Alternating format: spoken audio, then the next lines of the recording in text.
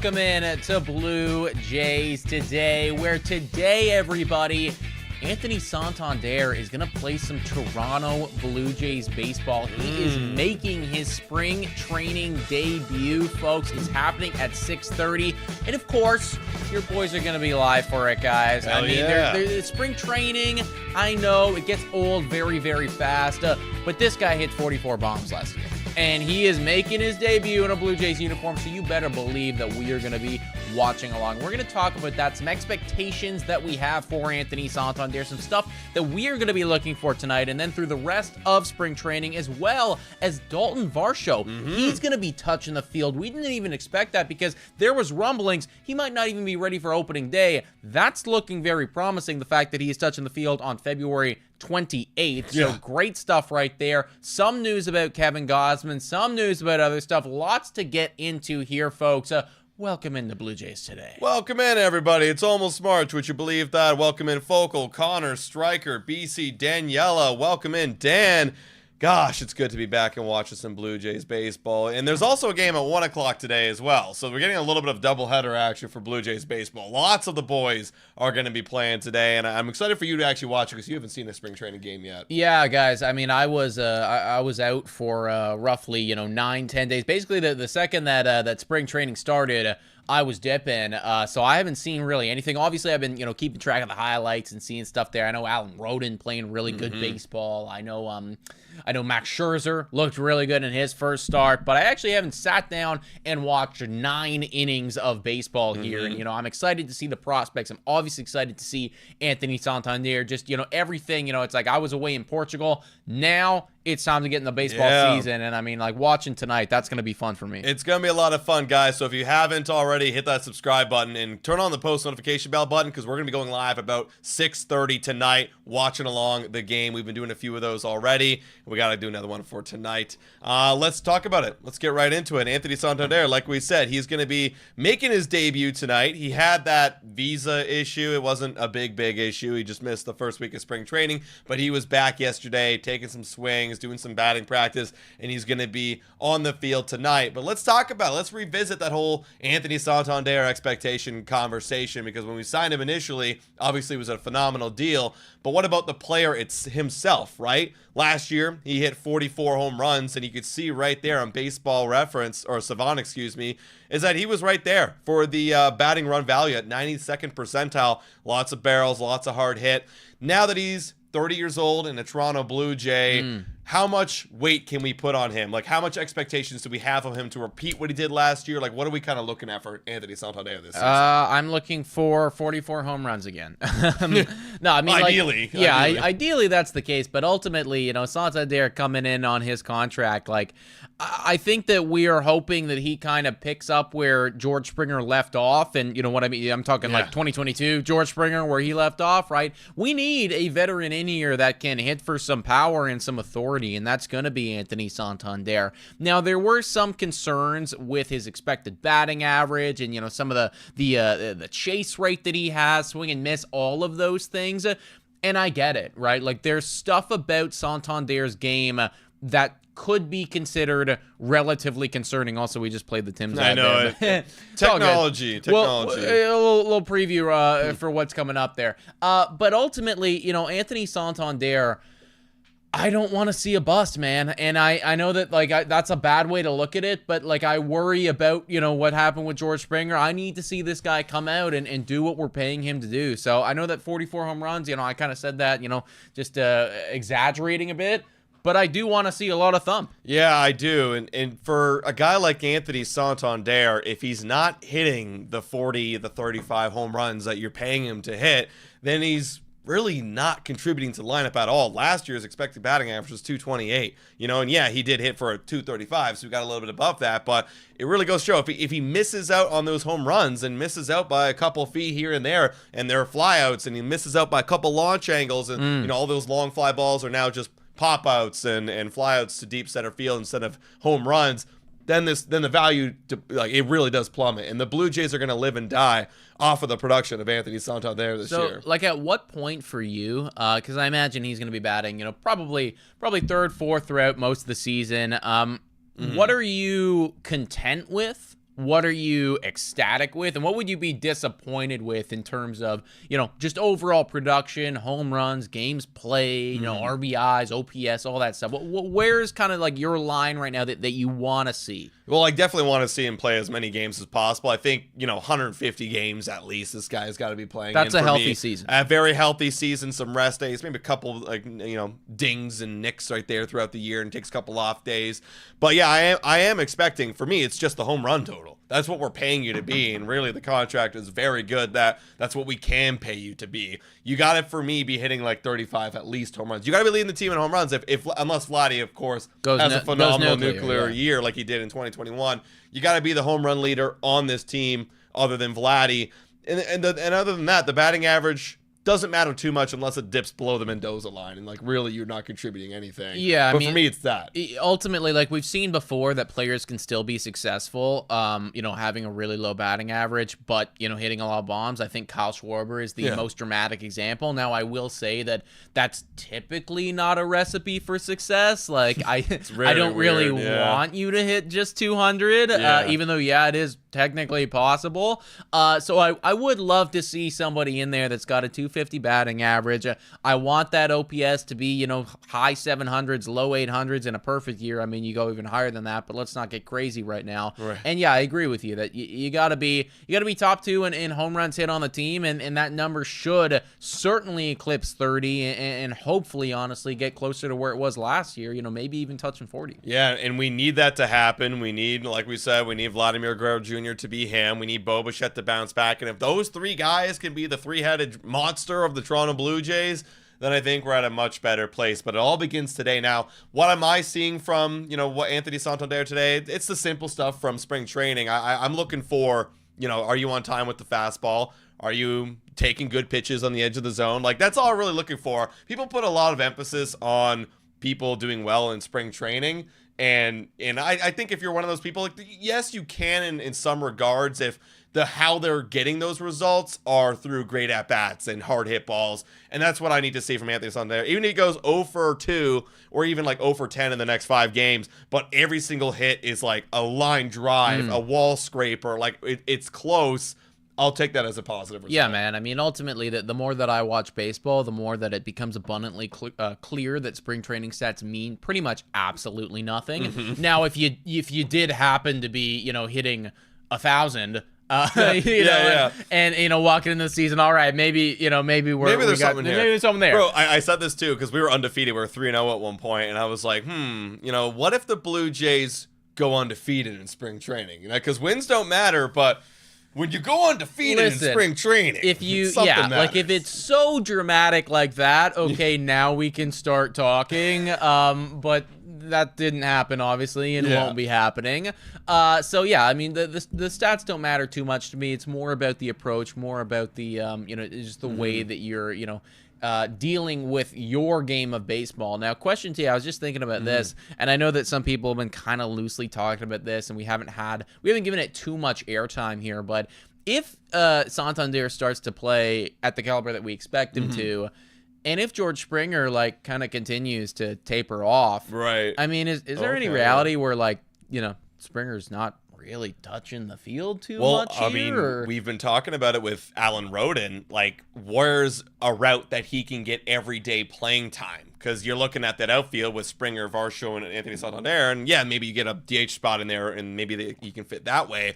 But there's a lot of other mouths to be fed. So where can Alan Rodin really get a playing time? Well, if George Springer starts to taper off, and you're getting all this good production from Anthony Santander, then it's like, well, if you're starting to hurt the team, and as well, we've got Alan Rodin in the wings ready to come up and produce at a major league level, then I think, honestly, at this point, with only 2 years remaining in George's contract, you owe him $50 million-ish, I would start to put his ass on the bench. If he, of course, struggles. He did make a little adjustment with the hands, right? Moving it from up here to down here, but is that going to add 100 OPS points? I don't think so. Well, probably not, man. I mean, ultimately, I hope so, but I mean, the writing's kind of on the wall for George Springer. I think that you're now at that point where you've reinvested into a veteran outfielder. You're kind of you're staking your claim that You're not saying that we're moving on from you, but you're kind of saying like, this is our guy. Listen, you're not producing, Yes. George. We need production. That's why we went and got this guy. Yes, if you wanted to like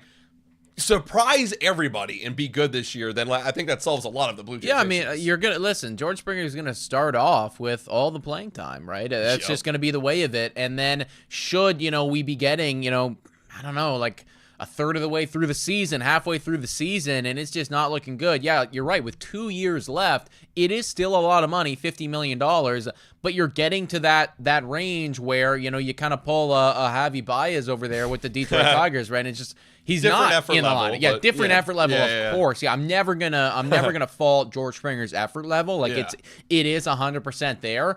But what I meant by that is like, you're not seeing him in the lineup. And there are rumors about, maybe snip, like getting rid of him. Like, it depending on what things are looking like at that point. But, yeah, with Alan Roden kind of surging right now, and, if Santander is doing what we expect him to do and you're getting that production, I mean, there could be a reality where that happens. Yeah. I mean, well, we'll see the lineups in a little bit, but you're already starting to see in a different way how the management, John Schneider, is starting to move him down. Yeah, in his where has totem he pole. been? I haven't been noticing that yet. Well, this is his second start, but spoiler alert, he's batting fourth. Okay. So, like, he's starting to move down. And then even with Andres Jimenez in the lineup, Jimenez has been batting second and first. Yes. So, like, that for me was like, when we first got Jimenez, I was like, okay, ideally, in an ideal world, if Jimenez was popping off with the great speed, he'd be at the top of the lineup kind of Yeah.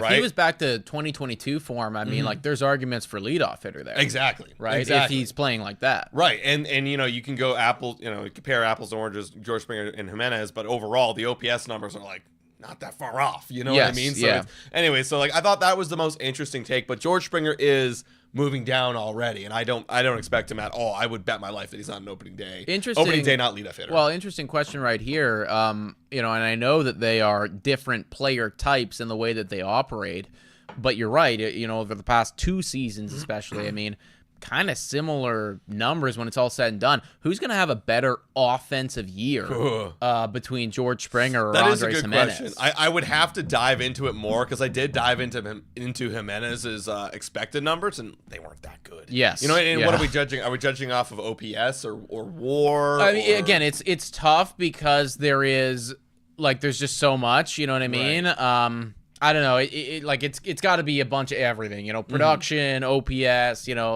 Clutch, like all of it, right? So like maybe like because from a WAR standpoint, I'm smashing Jimenez. From a WAR standpoint, because of glove. That's the thing though. But that's why I said offensively speaking. Right, offensively. Because yes, from a WAR standpoint, probably going to be Jimenez. And I get that defense is great, but yeah, offensively speaking, I think it's a lot closer. Yeah, I mean, like because it's tough to guess the production at this point because we don't know necessarily where they're going to be in that lineup like throughout the entire 162, but from just like Jimenez has got a better batting average, which is crazy, and then George has got a little bit more power, but that's not even that much more nowadays. So Jimenez has basically none. It's tough. That's a good question to be thought there. Yeah, I guess like right now I don't know what the answer is, but I do think that part of me, and this is probably just bias towards age and injury, is that I'm more excited for Andres Jimenez. I would agree. And maybe the ceiling that could be there, whereas like it just feels like it's a harder route for Springer to get back to his 2022 form,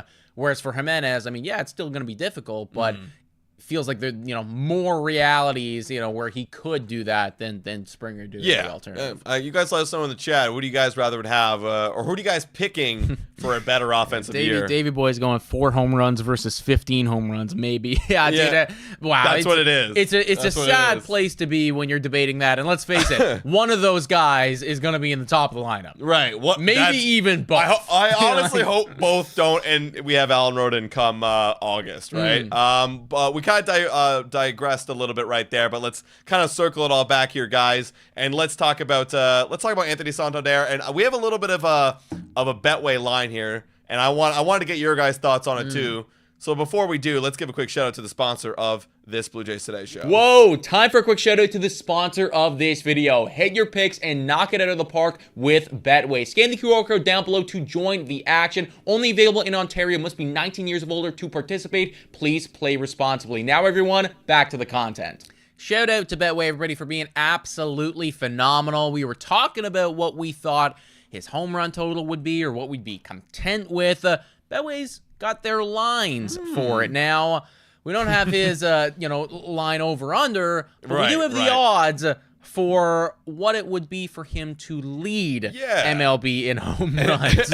And to put in perspective, I think it was the last 3 seasons, he is 6th in baseball in home runs of all MLB. Yes, right? and second in American League. Second in American Just behind Aaron Judge. Right, because you got Aaron Judge, he's the favorite right now. Then it's Ohtani, Schwarber. They actually have Brent Rooker up there, shockingly enough. I get that. I think it's because they're playing in Sacramento, and he does hit 30 Well, and he home did runs. hit a shitload. Yeah, so. and so he might get that might be honestly a sneaky one. Yeah. Just a low-key one. But then you got Tatis Jr., Pete Alonso, Matt Olson, and then it's Anthony Santander. So if you're really buying into the Santander hype, he was 6th in all MLB. So based on that ranking right there, you're probably getting decent odds to pick it. We'll see what he does. Yeah, the thing with Santander is like he has been extremely consistent with the home runs, right? And that's why ultimately he is second in terms of, American League production in the last 3 years, right? Like he got the 44 last year and then, a couple solid totals in the previous years as well.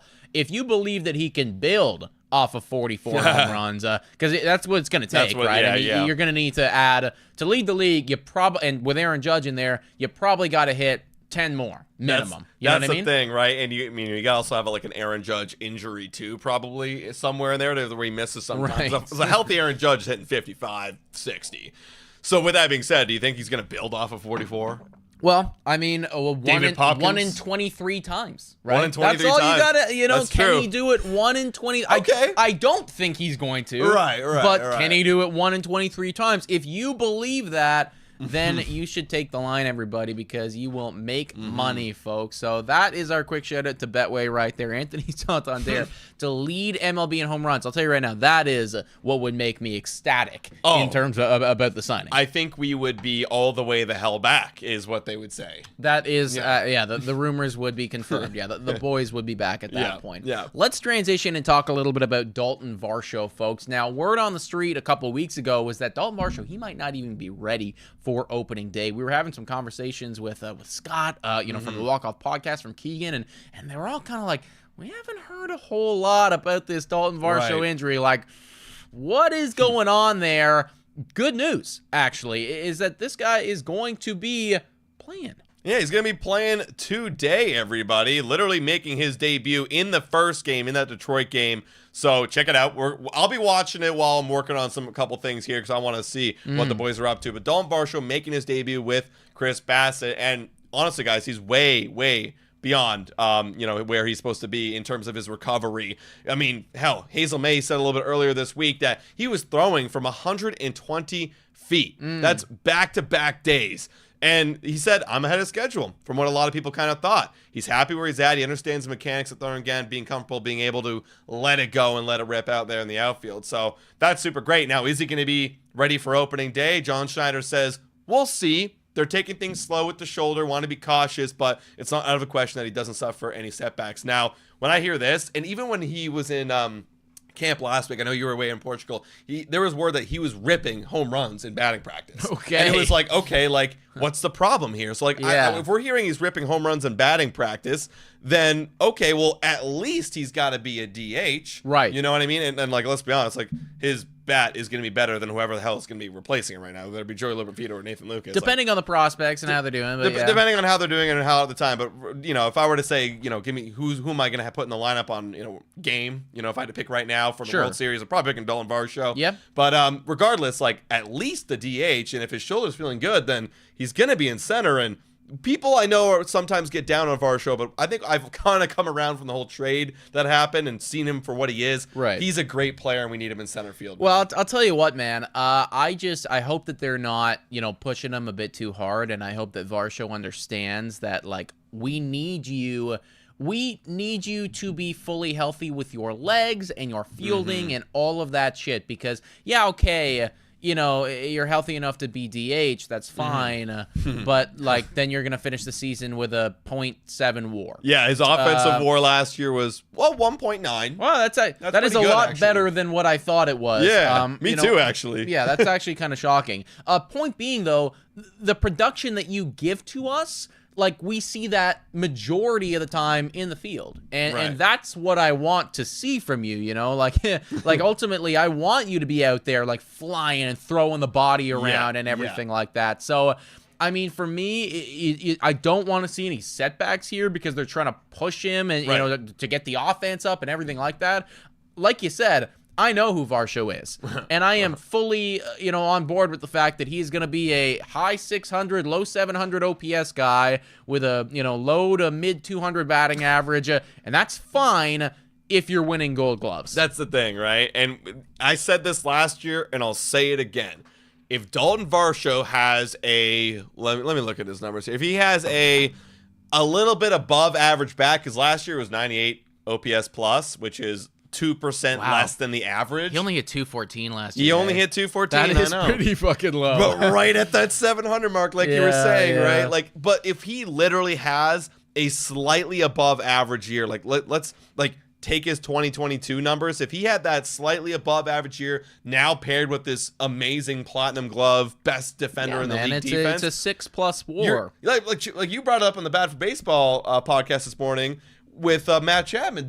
Buddy had a 7 WAR because he had almost an 800 OPS. He had a very good year offensively, great year. right? And if Varsho can get anywhere close to mid 700 OPS, that's a 6 WAR player, 6.5 WAR player right there. Yeah, 100%, dude. But at the same point, like, I'm okay if you don't. That's your floor. We're hoping, right? Is what you've been doing. Is what you've been doing. You know, right. And, I mean, I'll also put it this way, right? Like, I know that they want to get his bat in the lineup, and they, you know, if he's ripping home runs, you know, maybe John Schneider's getting a little amped, and he's like, oh, this could be it.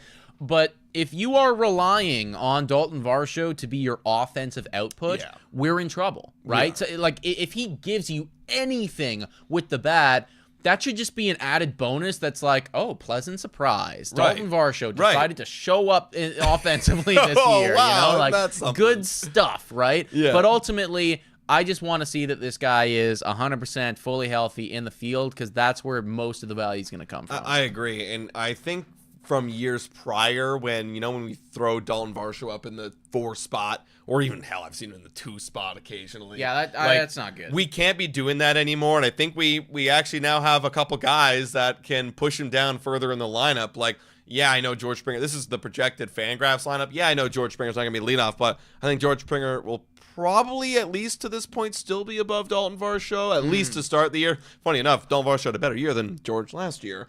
But, you'll have Springer, Guerrero, Santander, Bichette, and then probably like a Will Wagner or some sort of DH prospect, right? Like, that's going to be there just to get reps. Kirk is probably going to be ahead of him, and then it's Dalton. Maybe even Jimenez might be ahead of him, and then it's Dalton Varsho. Dalton Varsho deserves to live in the batting lineup down the 8-9 spot, and if he lives down there and gives you anything, you're more than happy. Wow, exciting stuff right here, actually, from Connor. This is really cool. Pull up Hazel May's recent tweet. We're going to get a double whammy tonight, everybody. Whammy? You're going to get Anthony Santander starting. You're also going to get Arjun Namala starting at shortstop. Yeah, Leo Jimenez is out of the starting lineup, just feeling a little sick. We are going to be seeing first-round pick Arjun Namala. Just, again, double whammy. We're going to be live for the game tonight. That's really exciting because, as you guys know, you've been following along with the prospect system. This is, I would argue, maybe the most exciting Blue Jays prospect at this point. Yeah. You know, it's still gonna take years. I don't. 2028 is his projection. Yeah, man. Like, like if we see him in 2 years from now, I'm like, oh shit, that's a real nice, pleasant surprise. Right. Like, you skyrocketed up the rankings. But this is somebody that, like, genuinely could end up being really good. Could also completely flop. Because, he's still so young. This is what happens when you draft somebody out of high school.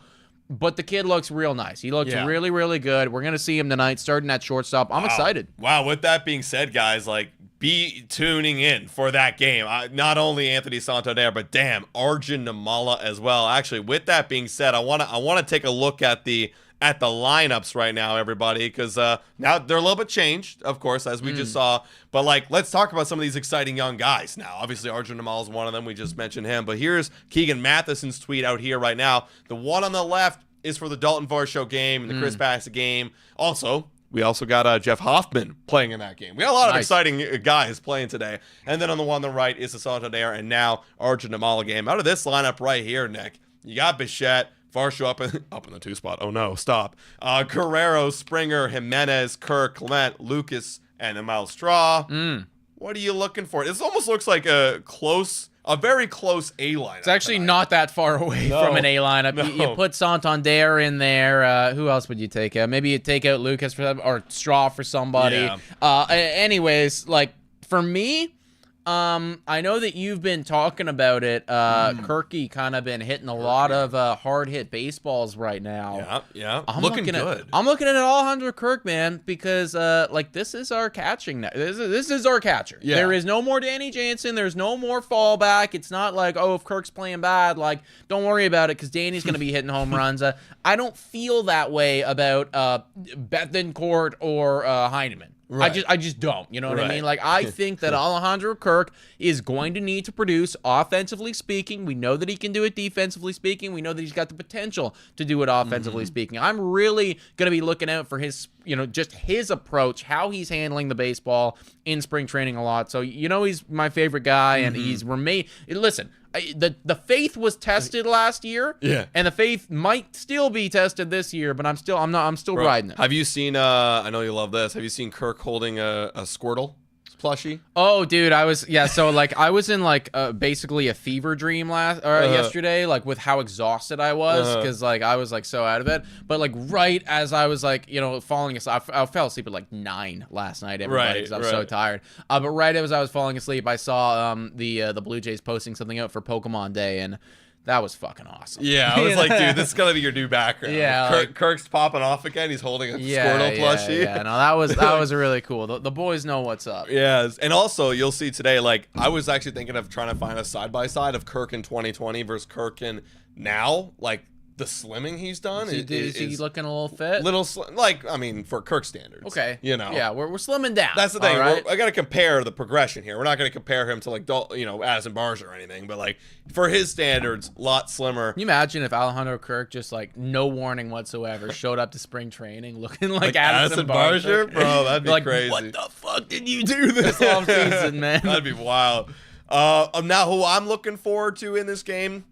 Bo Bichette, man. I'm watching this guy. And Keegan Matheson also put him on, not on blast, that's a wrong term, but put him on notice. Being like, hey, everyone, look at this guy right here. Right. Hitting the balls really hard, driving it to the other opposite field, doing what Bo Bichette always does. I'm looking at him seeing. I'm waiting to see what he can do again. He's sticking with the same approach, everybody. That's not a shock to anybody. I've seen so many first pitch pop-ups or ground balls. That's the way he plays. But the next at-bat, boom, there's a hit. That's how he plays. So I'm looking to see if he can do it because he's going to be, I'd even argue more so than Anthony Santander, going to be more of the reason why the Blue Jays offense bounces back this year is because of Bo Bichette. Yeah, man. I mean, listen, the guy was right up there as being one of the worst baseball players in baseball. He's ranked the best odds to win comeback player of the year this year. Oh, I could believe that. Yeah. I could believe that. Yeah. I mean, like him, McClanahan would be up there. Yeah. There's honestly a lot of like Verlander's up there. There's always kind of like middle guys, but like, you're right. From a drastic standpoint of being the worst player in MLB for a good sample size to a hits leader, that's comeback player of the year, right? Yeah, 100%, dude. No, and I agree. Like, Bichette in a contract year, what can he do? Whenever I've been talking to my dad about this team quite a bit, and he keeps bringing it up, right? Your two guys are in contract years, Right. That's the thing, right? The one, I guess, positive thing about not getting an extension done with either of them, with Vladdy, with Bo, is now you got to earn your money, boys. You do. And, we have seen it. Like, there's just that little bit of extra motivation when the money is on the table. Like, this is, throughout sports, folks. NFL, hockey, NBA. It's just the way of it. People play better in contract years because they know what's on the table. What can you guys do, Bo and Vlad? Yeah, exactly, right? And if Bo can lock it down, they were talking about Jeff or Blair and Barker. So Jeff was saying, like, Bo Bichette bounces back, that's almost feels like it's a certain thing. If he does that, there's $200 million. There you go. Congratulations. Yeah. You know, he could, again, he could be a $200 million guy should he be up there, hitting, getting 175 hits or plus, you know what I mean? Yeah, exactly. So that's the first lineup that we're looking at right now and some guys that we're watching for. And then obviously we just talked about it, the game later tonight that we're going to be live for everybody. Oh, wow. We're up against Garrett Cole. Damn. Damn. Dude, that will be a test. Imagine Arjun Amala takes Garrett Cole deep. Dude. Do you remember last spring training, yes. Danny Burgers? Yes. Danny Burgers, massive home run on Garrett Cole. That was awesome. That was awesome. You know what sucks? That was the ceiling of the season. I know. Yeah, I was never higher than that moment. Yeah, that was so awesome, man. But you got these guys going up against Garrett Cole. It's going to be quite the test. Low Perfido, good thing that he's back. He suffered that neck injury, but very minor injury. Obviously, we talk about Santander. Willie Wags batting that 3 spot. Barsher going to get some ABs. He's batting 4th. Orelvis Martinez. Literally all the prospects. Alan Roden, Leo Jimenez. This is prospect game, man, and especially throw in Arjun Namala there. It's prospects and it's Santander. Yeah. And honestly, I'm pretty excited for it. Yeah, because you're going to have, I don't know if they're going to change around the lineup at all, but you'll have right there in replacement of Jimenez for Arjun Namala. Anyone else other than Namala, other than Santander that you're really looking at right here? Well, you know that I'm a Barsher guy because we've had him on the show a bunch, and I know that he has been, struggling a little bit. Super small sample size. But I'm looking at Addison Barsher because I think that he's got a role to play, and it might not even be a role to play with the Toronto Blue Jays. It's not impossible to see him be one of the big trade pieces, right? But to get some stuff in return, we got to be playing good baseball. Yeah. So I'm looking at him, and of course I'm going to be I'm basically looking at that 4. Honestly, the 4, 5, 6 right there of Barsher, Martinez, Roden.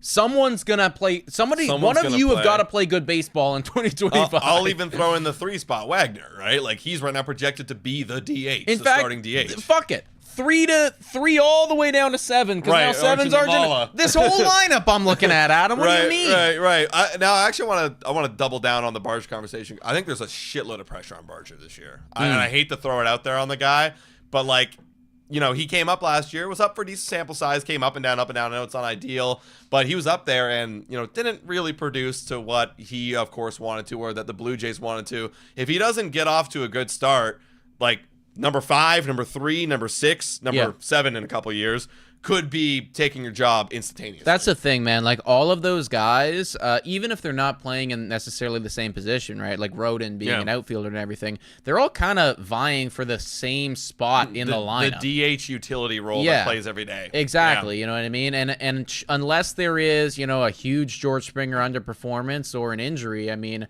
right now there really is only like 1 or 2 spots available, in that lineup up for grabs. And is it Wagner? Is it Barsher? Is it Martinez? Who is going to own those roles right now? I mean, if I had to bet, Wagner maybe, but I mean, look, this is why we do spring training because should Addison Barsher go nuclear right now? I mean, maybe you get a shot. Yeah, the only reason why Wagner is owning that, I guess, top spot is because of what he did last year. Last year was audition season. Correct. And he did the best out of all the guys, so you have the advantage right now. Honestly, and someone brought this up, like, who's your projected bench? They brought it to me on one of the live streams.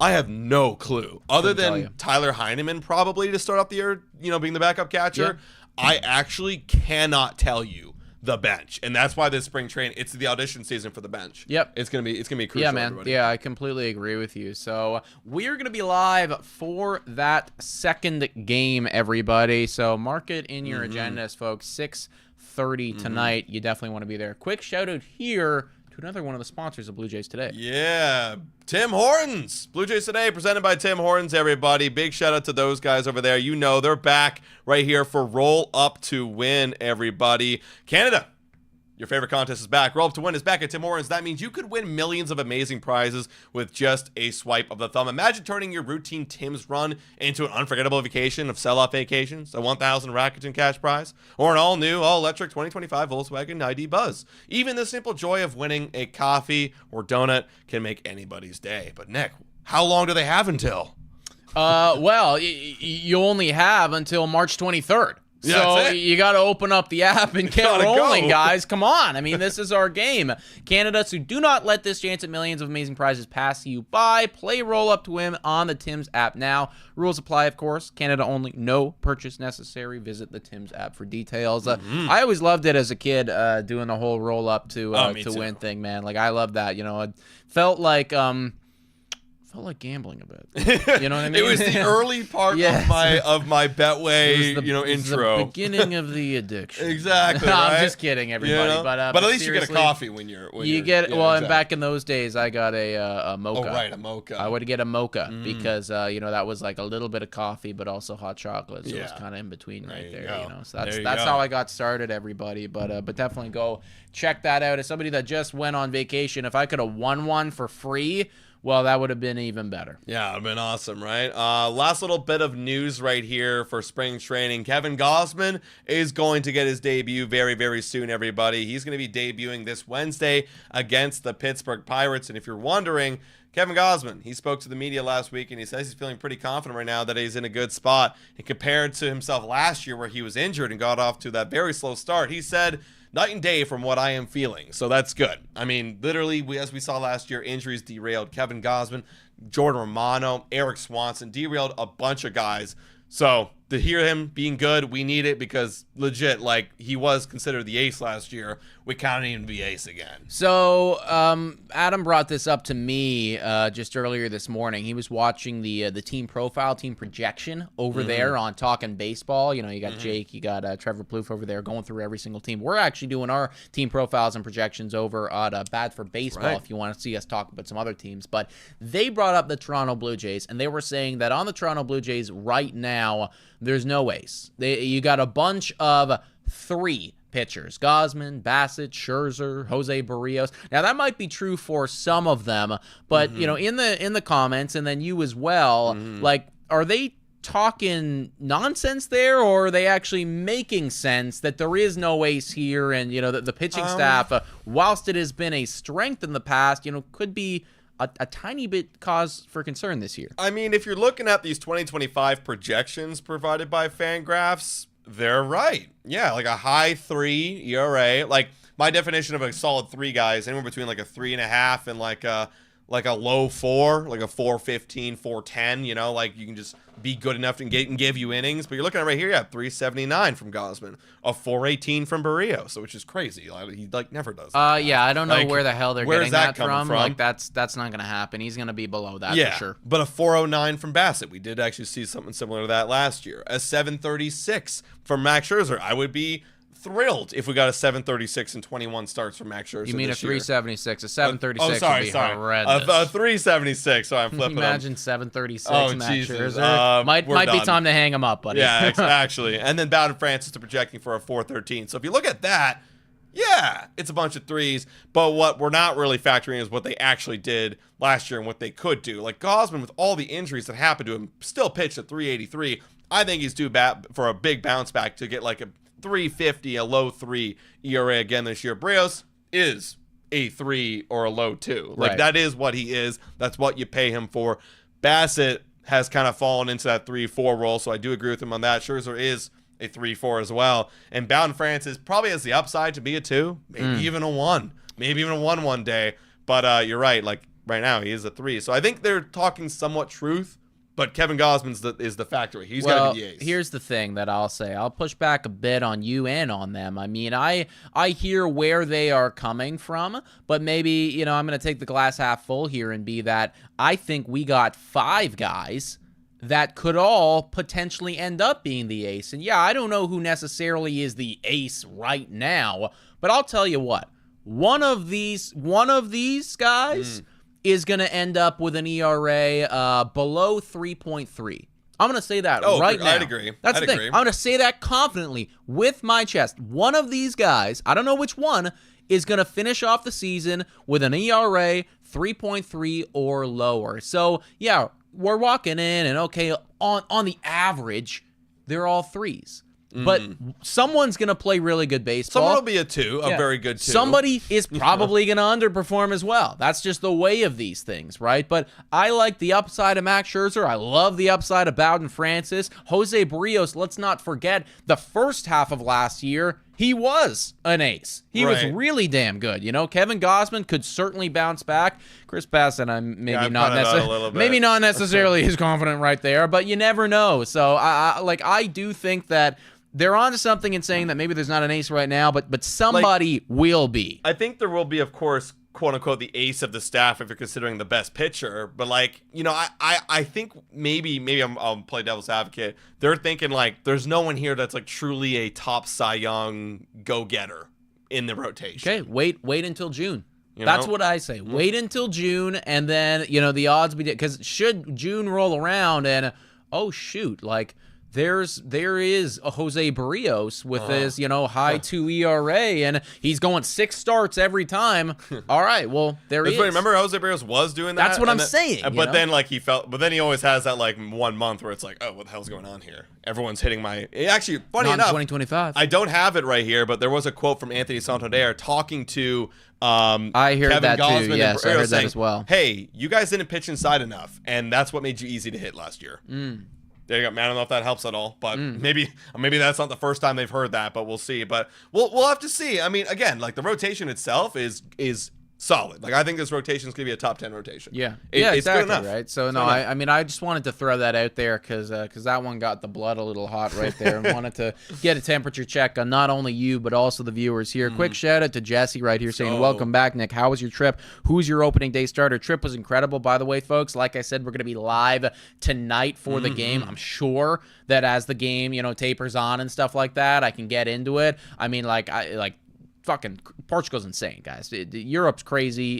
They are doing so much. They're doing so much stuff better than over here. That's just the way culture. of it. But I can get more into that in the live stream later today. Opening day starter. I mean, right now. Oh, it's a good question because someone asked me that and I was like, Barrios? Yeah. Just because of the longevity, the veteranness. Yeah. And someone was like, do Max Scherzer. I'm like, I don't think they're going to bring a 1-year guy to start opening day. I mean, I think probably Kevin Gausman, but I don't know. That's the thing is, I'm not sure. I'm going Barrios because it's there's not much of a difference. Let me see how Kevin Gausman pitches in a bit. Wednesday. Wednesday. And I'll get back to you. Okay, I'm gonna let spring training decide on that one, man. Yeah, but honestly, I could even see if it's really that much of a toss-up, if it really doesn't matter, unless it really does matter to them, Barrios being hey, I want to be opening day starter again. Then I could see them being well, the schedule lines up where Barrios. You're not lined up for opening day. You're lined up for the second day, but Gausman's lined up, so we'll just start him. Yeah, because they really, again, they're all the same to me, kind of. Exactly. Anyone could be the ace. Anybody could shit the bed. Crappy. So, but yeah, everybody, that's Jesse saying Bowden opening day starter. Bowden opening day starter. 2026. Lock it in. That's what's happening, guys. Also, we're not doing a mailbag today because we actually don't have that many questions. So, guys, this is your opportunity to go in the description down below and submit your questions to our mailbag about Blue Jays baseball, anything, opening day, the season. Let's hear it all. Let's transition away from Vladimir Guerrero Jr. negotiation talks, and let's talk about the actual season. So guys, that's it for the Blue Jays Today show. We'll see y'all tonight at 6:30. I'm gonna have a couple bevies going because it's Friday night and I feel like I wanna kick back and watch some baseball with y'all on a beautiful Friday evening. Yeah, please hit that like, smash that subscribe button, let us know your thoughts about all this in the comments down below. $4 to become a YouTube member, guys. Shout out and thank you to every single one of our YouTube members. You guys are amazing. Guys, thank you so much for watching. And as always, go Jays go!